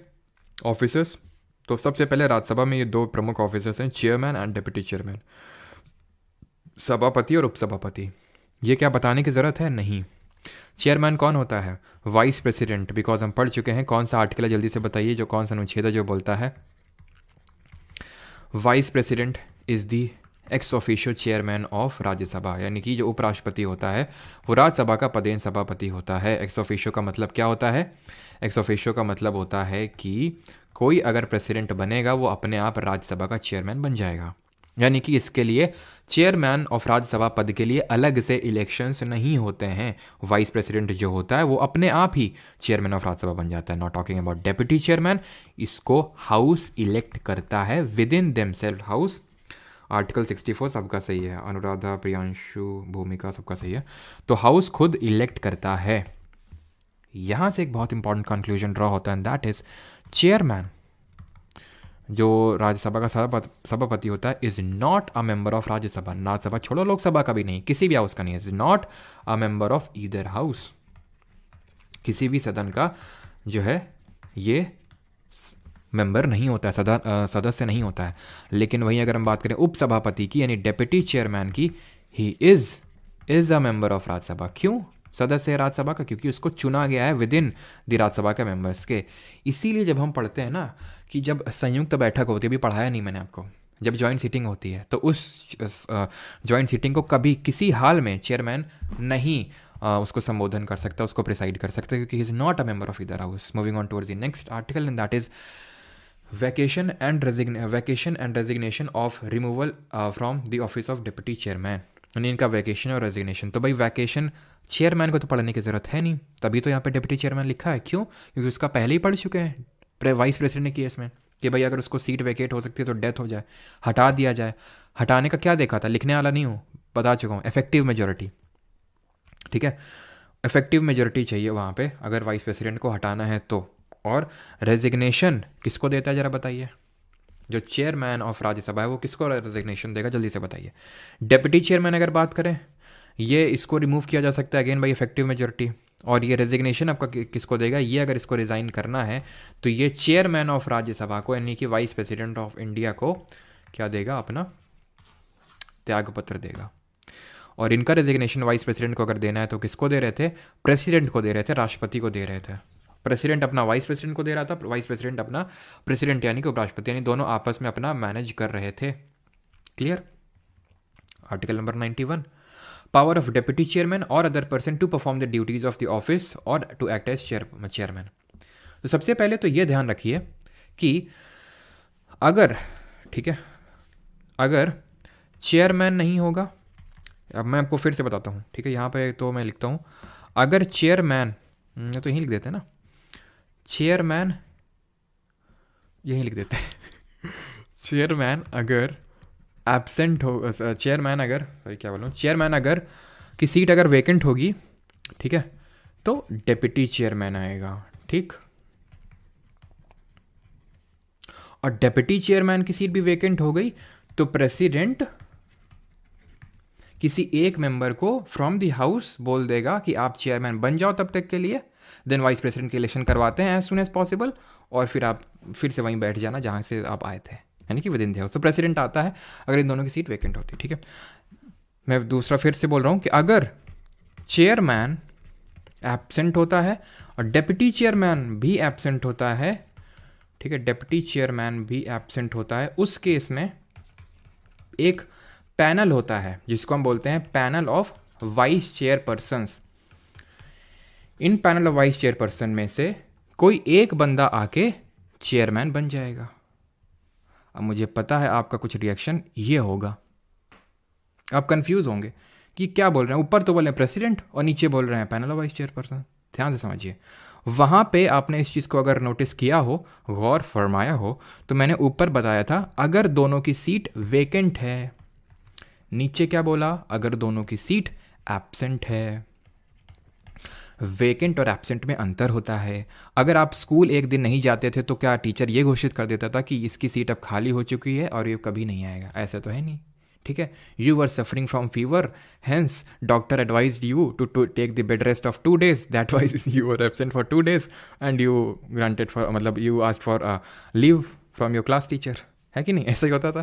तो ये एब्सेंट थे ना, वेकेंट तो नहीं हो गई, लेकिन आपको मान लो कि रेस्टिगेट कर दिया गया स्कूल से, है ना, यानी कि आपका रिमूवल हो गया, या फिर आपने खुद ही रिज़ाइन दे दिया लिख के, ठीक है, कुछ भी हो गया, तो उस केस में क्या होगी, आपकी सीट वेकेंट हो जाएगी। अब आप नहीं आएंगे वहाँ पे, उसको फिल किया जा सकता है किसी से। समझे वैकेंट और एब्सेंट का मतलब, यानी वैकेंसी के केस में ये पैनल ऑफ वाइस चेयरपर्सन से कोई नहीं आ सकता है और कोई नहीं बन सकता है चेयरमैन। लेकिन अगर एब्सेंट है टेम्प्रेरी तौर पे कि भाई इनके बिटिया की शादी है इनके बेटे के साथ, तो आ सकता है वो कोई भी पैनल ऑफ वाइस चेयरपर्सन जिसको चेयरमैन नॉमिनेट करके रखता है। आई होप इतनी चीज़ क्लियर होगी। ठीक है, आगे बढ़ते हैं और अब देखते हैं ऑफिसर्स, सॉरी अभी तो बाकी चेयरमैन और deputy chairman not to preside while a resolution for their removal is under consideration. इसका मतलब क्या है, इसका मतलब से, और एक चीज़ ये CGL CHSL MTS स्टेनो लिखा हुआ, इसका मतलब ये नहीं कि सर ये CPO के लिए नहीं है, CPO वाले बुरा ना माने यहाँ पे, ठीक है, वो गलती से CPO लिखा नहीं हुआ है यहाँ पे, ठीक है, CPO भी है और यहाँ पे JE भी है, जूनियर इंजीनियर भी है, ठीक है। तो बाकी आप टेस्ट भी कर सकते हैं क्वेश्चंस लगा के।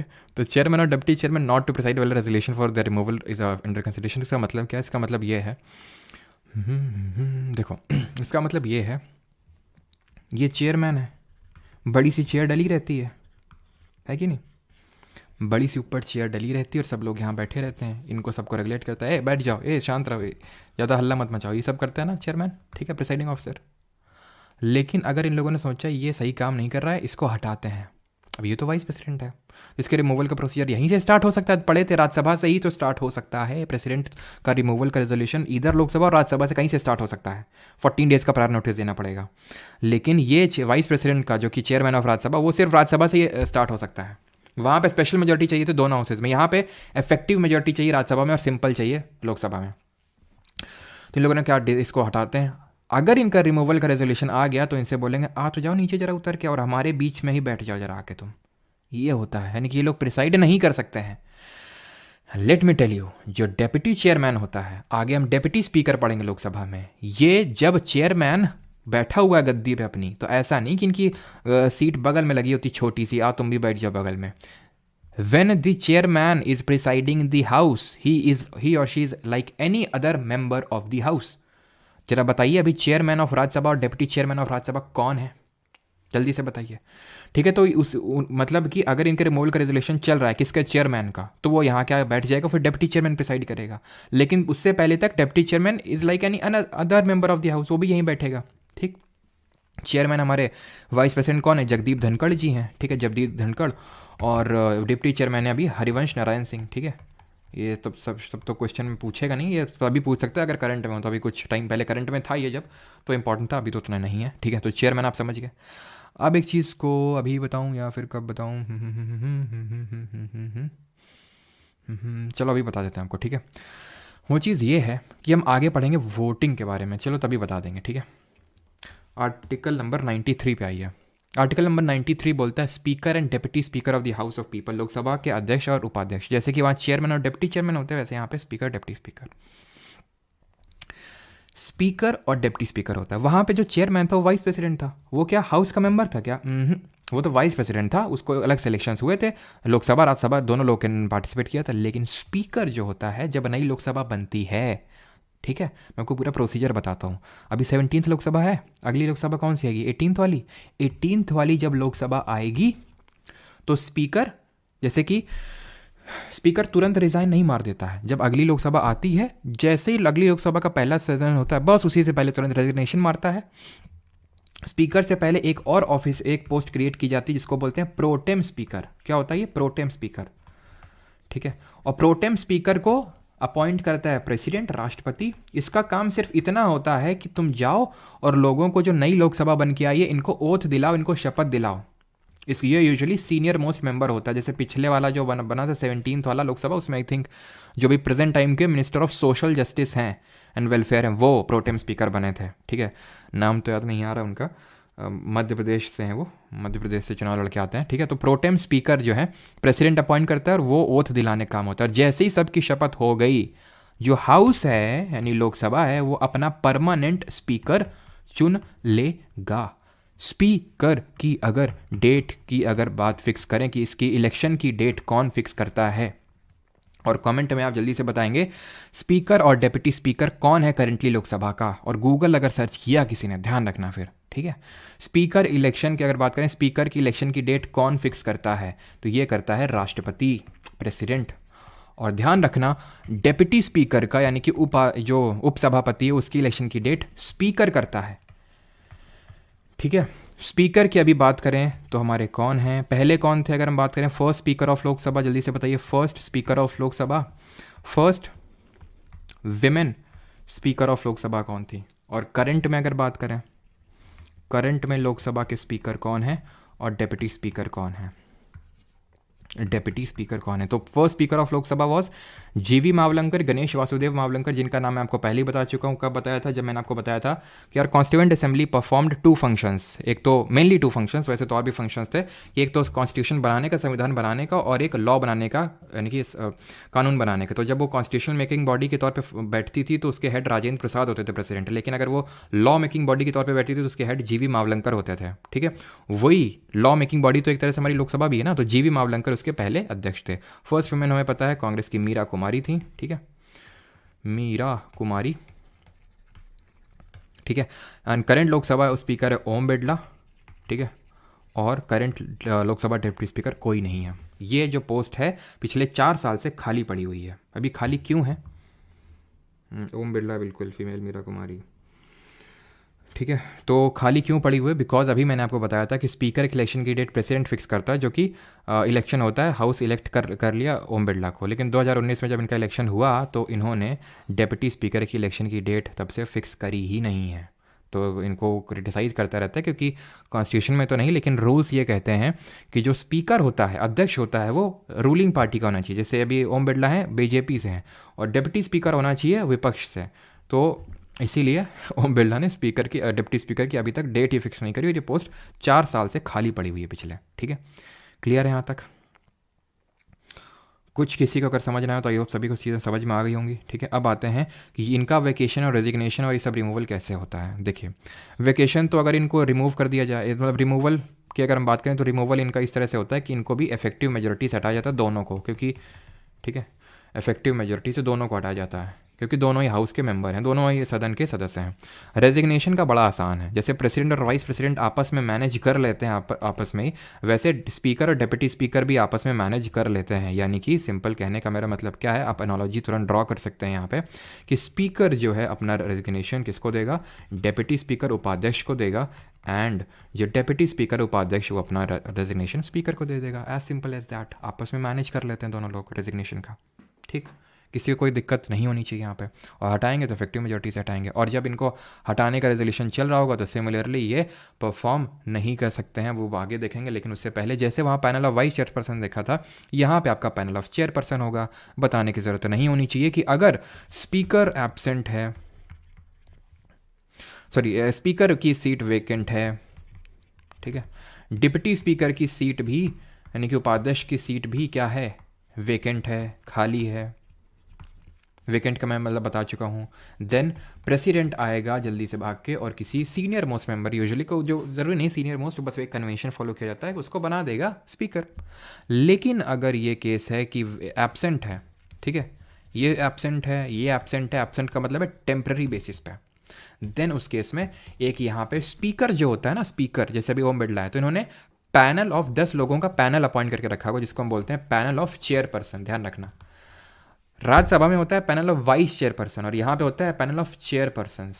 ठीक है, वो 10 मेंबर का यूजुअली होता है, तो उनमें से कोई आएगा और बन जाएगा और उसके पास सेम पावर होती है। प्रोटेम स्पीकर के पास भी सेम पावर होती है जब तक वो स्पीकर है, लेकिन कब तक रहता है, जब तक ओथ नहीं दिल जाती, ओथ दिलाने के बाद उसको हटा दिया जाता है।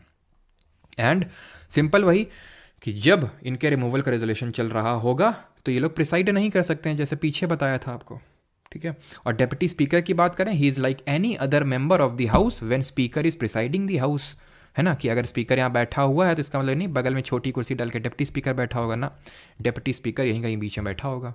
अगर वो एब्सेंट है, वेकेंट है, तब वो जो है पूरी स्पीकर बन जाएगा और उसके पास पूरी पावर होंगी डिप्टी स्पीकर वाली। लेकिन अभी तो आपको स्पीकर वाली, लेकिन अभी आपको पता है कि अभी तो कोई है ही नहीं डिप्टी स्पीकर। ठीक है, तो नॉट टू प्रिसाइड वाले resolution for is removal for office under consideration. ठीक है, अब यहाँ पे चलो आगे बताएंगे आपको। 97 पे आते हैं। ठीक है, 97th पे आते हैं। 97th is salaries and allowances of chairman and deputy chairman and the speaker and deputy speaker. तो इनकी जो सैलरी अलाउंसेज हैं ये कहाँ पे मेंशन्ड है, हम देख चुके हैं सेकंड शेड्यूल में, दूसरी अनुसूची में। ठीक है, सेकंड शेड्यूल में मेंशन है, बस इसमें इतना ही ध्यान रखना है। 98 सेक्रेटेरिएट ऑफ पार्लियामेंट, यानी कि ये भी एक तरह का ऑफिसर होता है। इसको अपॉइंट कौन करता है, ये फंक्शंस अंडर दी, दोनों हाउस का अलग अलग सेक्रेटेरिएट होता है, फंक्शंस अंडर, जैसे इसमें मेनली जैसे IAS ऑफिसर्स वगैरह ये सब होते हैं, तो functions under the presiding officer, जो पीठासीन अधिकारी होता है। जैसे लोकसभा, जब मैं बोलता हूँ प्रिसाइडिंग ऑफिसर ऐसे समझो, फिर चलो अभी बताता हूँ आपको प्रिसाइडिंग ऑफिसर। ठीक है, पीठासीन अधिकारी अभी बताता हूँ आपको। जैसे आपकी क्लास होती थी, ठीक है, तो क्लास में आपका एक मॉनिटर होता था, है ना, मॉनिटर होता था, और एक कौन होता था, एक होता था क्लास टीचर। ठीक है, एक होता था क्लास टीचर। मॉनिटर कौन होता था, कोई कहीं और से आता था क्या, मतलब दूसरी क्लास से आता था, या फिर किसी को कोई अपने घर से ही क्लास टीचर जो होता था अपने घर से किसी को उठा के ले आता था मॉनिटर बनाता, नहीं, आप ही में से कोई होता था, आप ही में से कोई होता था ना मॉनिटर। और क्लास टीचर कौन होता था, क्लास टीचर जो मतलब यहाँ पे एकदम बैठा हुआ है। ठीक है, तो मॉनिटर को आप कंपेयर कर सकते हैं लीडर ऑफ हाउस से। Leader of house, leader of house is not the presiding officer house, because class teacher को आप कंपेयर कर सकते हैं presiding officer of the house. तो दोनों ऑफिसर्स में आपको कंफ्यूजन नहीं होना चाहिए कि लीडर ऑफ द हाउस और प्रिसाइडिंग ऑफिसर हाउस कौन होता है। लीडर ऑफ हाउस होता है प्रधानमंत्री, जिस भी सदन का वो सदस्य है वहाँ का वो लीडर अपने आप बन जाता है। यूजुअली हमारे सारे जो प्राइम मिनिस्टर होते हैं वो लोकसभा के मेंबर होते हैं, जैसे कि हमारे मोदी जी। 3 ही हमारे प्रधानमंत्री रहे जो राज्यसभा के मेंबर रहे। जल्दी से बताइए वो कौन है, कल मैंने आपको बताया था। तो वो वहाँ का लीडर हो जाएगा, और राज्यसभा का या फिर दूसरे हाउस का वो हो जाएगा जिसको उसने नेम कर दिया है कि भाई हमारी जगह में ये वहाँ के लीडर होंगे। ऐसा ही होता है leader of opposition. Leader of opposition, विपक्ष का नेता। ये सीट 2014 से खाली पड़ी है, क्योंकि ये सीट उसी को जाती है, लीडर ऑफ पोजीशन उसी को कहा जाता है जो एक सेंट्रल मिनिस्टर की पोजीशन को एंजॉय करता है, उसी को कहा जाता है जो एटलीस्ट 1/10 सीट लेके आई हो जो पार्टी, उसका जो लीडर है। क्योंकि कांग्रेस वो भी नहीं कर पाई थी, इसलिए जो है पिछले 10 साल से एक तरह से बोल सकते हैं लीडर ऑफ अपोजिशन की जो सीट है वो खाली पड़ी हुई है। क्लियर? तो पीठासीन अधिकारी जब मैं बोलूंगा प्रिसाइडिंग ऑफिसर, तो लोकसभा के केस में स्पीकर अध्यक्ष, राज्यसभा के केस में चेयरमैन सभापति, लेकिन ठीक है लीडर ऑफ हाउस बोलेंगे तो प्राइम मिनिस्टर होगा जिस सदन का सदस्य है, दूसरा हाउस में जिसको उसने नाम कर रखा है। ये दोनों जो चीज़ें हैं that is leader of house और leader of position, know where mention in the constitution, संविधान में कहीं नहीं लिखी हुई है, know where mention in the constitution. ये जो रूल वगैरह चलते हैं, रूल बुक होती है एक लोकसभा की और राज्यसभा की, उसमें लिखा हुआ है know where mention in constitution. ठीक है, सेक्रेटारिएट किसके अंडर फंक्शन कर रहा है? प्रिसाइडिंग ऑफिसर के। ठीक है, और वही उसको अपॉइंट भी करता है। 99 second last article and that is oath और एफर्मेशन बाय मेंबर्स। शपथ कौन दिलाता है? तो संविधान में लिखा हुआ है कि शपथ या तो प्रेसिडेंट जी दिलाएंगे, राष्ट्रपति दिलाएंगे, प्रेसिडेंट, और any other member appointed by him, और any other member appointed by him. ठीक है, अपॉइंटेड बाय हिम, जो उसने किसी ने नाम करा हो। जैसे यूजुअली अभी हमने देखा था वो प्रोटेम स्पीकर को आता है, प्रोटेम स्पीकर को बुलाता है, इधर आओ जरा तुम, यहाँ सबसे बड़ा कौन है, हाथ उठाते हैं, इधर आ जाओ तुम, वो दिला दो सबको जरा। तो वो तरह फॉर्मेशन काम लिखा हुआ जो कॉन्स्टिट्यूशन में प्रेसिडेंट या फिर किसी अदर मेंबर जिसको उसने नेम कर रखा है। एंड दी 100 शतक लगा देते हैं, that talks about voting in house, power of the houses. ठीक है, power of houses to act notwithstanding vacancies and quorum, ये लिखा हुआ है। तो थोड़ा सा डीप ब्रीथ लेते हुए इसको मैं बताता हूँ, बिकॉज इसमें मुझे 2 चीज़ें अलग से पढ़ानी पड़ेंगी आपको। मतलब ऐसा नहीं कि बहुत बड़ा है, यहाँ से स्टार्ट होने वाला, छोटा सा ही है। ठीक है, तो 2 चीज़ें ये हैं, वोटिंग और एक कोरम। ठीक है, वोटिंग अब पहले आपको समझाता हूँ। तो वोटिंग 2 तरह की होती है, वोटिंग एट फर्स्ट इंस्टेंस और दूसरा होता है कास्टिंग वोट। कास्टिंग वोट होते क्या है? प्रिसाइडिंग ऑफिसर, यहाँ सब बाकी मेंबर्स बैठे हुए हैं, ठीक है, अपना चिल मार रहे हैं, यहाँ पे आ कर रहे हैं। ठीक है, कोई मोबाइल में देख रहा है, मतलब कि न्यूज़ क्या है आज की। ठीक है, तो ये सारे जो हैं यहाँ पे बैठे हुए हैं। अब जब किसी चीज़ पे वोटिंग होती है ना, तो ये लोग वोट करते हैं, वो नहीं वोट करेगा। इसको बोलते हैं वोटिंग एट फर्स्ट इंस्टेंस। ठीक, लेकिन मान लो क्या हुआ, आधे बोले हाँ, आधे बोले ना, 50 बोले हाँ, 50, मान लो 100 लोग आए आज, वोटिंग हो गई, और 50 लोग बोले हाँ, 50 लोग बोले ना, तो उस केस में क्या होगा? उस केस में इसको इसके सामने उस चीज़ को रखा जाएगा और ये वोट डालेगा, डिसाइडिंग वोट डालेगा। अगर इसने हाँ बोल दिया तो हाँ के पक्ष में जीत होगी, ना बोल दिया तो ना के पक्ष में जीत होगी, यानी इस वोट को बोलेंगे कास्टिंग वोट। फर्स्ट इंस्टेंस पे ये वोट नहीं करता है। कब वोट करेगा? In case of equality of votes. Same goes in Lok Sabha and same goes in Rajya Sabha, दोनों में सेम है। अब ध्यान से समझो, अगर इनके रिमूवल का रेजोल्यूशन चल रहा है तो they are like any other member of the house. Simple, ये लोकसभा का पहला केस सिनारियो लो, लोकसभा का स्पीकर बैठा हुआ था, यहाँ से अब आ जाओ, नीचे उतर के आ जाओ, हमारे के बीच में बैठ जाओ, डिप्टी स्पीकर चला जाएगा, हो चलो गद्दी मिल गई। अगर मान लो वो भी नहीं है तो फिर हमें पता है कि पैनल ऑफ चेयरपर्सन से कोई चला जाएगा। ठीक है, तो अब वो यहाँ पे बैठ गया। ठीक, वो यहाँ पे अब बैठ गया, और अब उसके पास, क्योंकि वो यहाँ पे बैठा हुआ है, तो अब उसके पास वोटिंग एट फर्स्ट इंस्टेंस होगा, ना कि कास्टिंग वोट। उसके पास कास्टिंग वोट चला जाएगा, लेकिन वोटिंग एट फर्स्ट इंस्टेंस रहेगा, क्योंकि he is the member of the house और वो यहाँ पे बैठा हुआ है। जो इस गद्दी में जाके बैठा है जैसे डिप्टी स्पीकर, तो उसके पास कास्टिंग वोट आ जाएगा। लेकिन अगर मैं राज्यसभा का केस बोलूँ आपको, राज्यसभा में ये मान लो कि चेयरमैन साहब हैं हमारे, यानी कि देश के उपराष्ट्रपति हैं, तो ये जो चेयरमैन हैं, ठीक है, जब इनके रिमूवल का रेजोल्यूशन चल रहा होगा तो ये यहाँ पे आके बैठ जाएंगे। इनके पास कास्टिंग वोट तो गया ही, फर्स्ट इंस्टेंस का वोट भी नहीं है इनके पास। रीज़न आप बताएंगे कमेंट में, क्यों इसको फर्स्ट इंस्टेंस पे भी वोट का पावर नहीं दिया गया जब इसका रिमूवल का रेजोल्यूशन चल रहा होगा। तब तक कोरम बताते हैं आपको। कोरम को हिंदी में बोलते हैं गण पूर्ति, यहाँ पे लिखा भी होगा, नहीं लिखा है क्या? तो इसको बोलते हैं गण पूर्ति। ठीक है, गण पूर्ति। ठीक है, तो गण पूर्ति इसको बोलते हैं हिंदी में। एंड ये होता क्या है? तो ये होता है कि जैसे फॉर एग्जांपल मैं बोलूँ कि भाई, जैसे फॉर एग्जांपल मैं बोलूँ कि भाई मेरे इतने स्टूडेंट हैं 2,000 2,500 स्टूडेंट हैं मेरे, मान लेता हूँ, ठीक है, 2,500 मेरे पे स्टूडेंट हैं। अब अगर इनमें से अगर 250 बच्चे नहीं आए लाइव क्लास में तो मैं सेशन नहीं लूँगा, मैं क्लास नहीं लूँगा, मैं डिसमिस कर दूंगा क्लास को। इसको बोलते हैं, सर आज की क्लास क्या हो गया, इसको बोलते हैं आज क्वेश्चंस नहीं है ना, बस ख़त्म है, क्वेश्चंस नहीं है आज, ठीक है। तो 250 जो लोग नहीं आएंगे तो मैं नहीं लूँगा सेशन। उसी तरह से ये है रूल में कि अगर, ठीक है, टाइम हो गया बाय बाय बोलने, हाँ निकल लो ठीक है। तो कोरम की अगर बात करें, सॉरी फॉर दैट, मतलब निकल लो मैंने इसलिए बोला क्योंकि भाई बार बार बोल रहा हूँ कि 2 मिनट बाकी हैं, 2 मिनट बाकी हैं, लेकिन उसमें भी बाय बाय होने का टाइम आ गया है। तो भाई जाओ, क्या कर सकते हैं, जाने वाले को कौन रोक सकता है। तो अगर बात करें कोरम की, तो कोरम होता है 1/10, ठीक है। कोरम होता है आपका 1/10। 1/10 का मतलब ये होता है कि जितने हाउस में मेंबर्स हैं, जैसे 545 हैं, तो इसका अगर 1/10 प्रेजेंट नहीं होगा, यानी रफली 55 लोग नहीं आएंगे in the case of Lok Sabha, और सभा केस में रफली 25, तो जो प्रिसाइडिंग ऑफिसर है, प्रिसाइडिंग ऑफिसर यानी जो पीठासीन अधिकारी है, वो क्या कर देगा, हाउस को एडजर्न कर देगा। एडजर्न हम लोग देख चुके हैं, है कि नहीं, अब एडजर्न अभी देख चुके हैं कि प्रिसाइडिंग ऑफिसर करता है।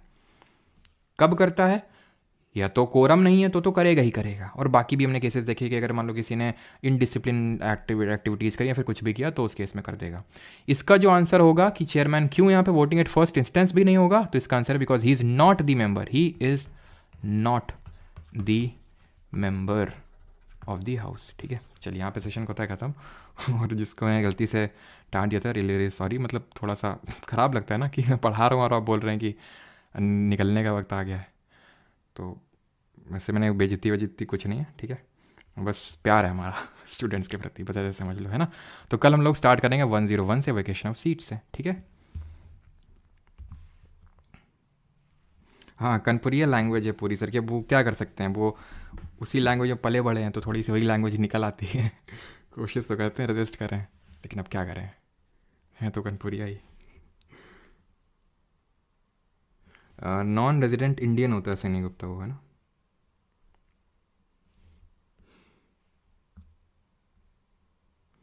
और जिससे मैंने बोल दिया था, मैं फिर से माफ़ी मांगता हूँ, ठीक है, सॉरी फॉर दैट, मुझे ऐसे वर्ड्स नहीं बोलने चाहिए थे।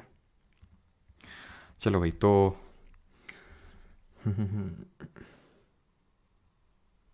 चलो फिर सेशन को एंड करते हैं, ठीक है। और ऐसा नहीं कि सेशन बड़ा हो गया है तो इसलिए मतलब क्वेश्चंस नहीं कर रहे हैं, ठीक है, बिकॉज सेशन हम लोग उतना ही टाइम का रखते हैं। एक्चुअली ये है कि कल का जो सेशन होगा उसमें चीज़ें पढ़ेंगे थोड़ी सी कम आज के कंपैरिजन में, लेकिन क्वेश्चंस ज़्यादा करेंगे, तो क्वेश्चंस कल रहेंगे, ठीक है, राइट सर, सही है, ऐसा ही बोलो, अच्छा।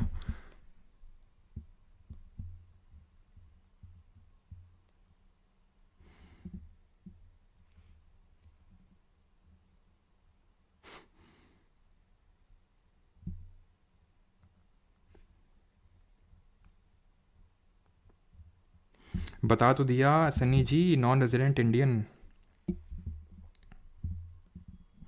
Thank you Ajay ji. अच्छा, रील्स बहुत देखते हो जीत, कौन सी देखते हो?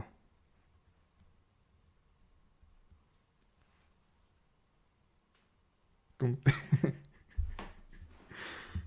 तुम तो मतलब, चलो भाई, तो थैंक यू सभी को, बाकी मिलते हैं कल, है ना। और आईबी का हम लोग का सेशन होगा 4 मतलब सैटरडे को 4 PM पर, राइट, शाम 4 बजे होगा सेशन। चलिए, थैंक यू। क्लास एडजर्न, ये हुई ना बात, स्नेशीस ने सही लिखा है, स्नेशीस ने क्या लिखा है, क्लास एडजर्न, बिल्कुल इस तरह से आप लोगों को कमेंट करना चाहिए, ना कि ये वो इधर उधर के। Class is adjourn for tomorrow, क्यों अब एडजर्न सीनेट आई क्यों नहीं है? एडजर्न सीनेट आई तब होगा जब हम लोग का बैच का आखिरी क्लास होगा ना, बैच का आखिरी क्लास, तब होगा adjournment senate I without renaming a day. यहाँ पे हम लोग कल मिलेंगे, है ना, मोस्ट प्रोबेबली, अगर सारी चीज़ें ठीक रहें तो, ठीक है। तो the class is adjourn for tomorrow 6:30 PM, sorry 6:35 PM, है ना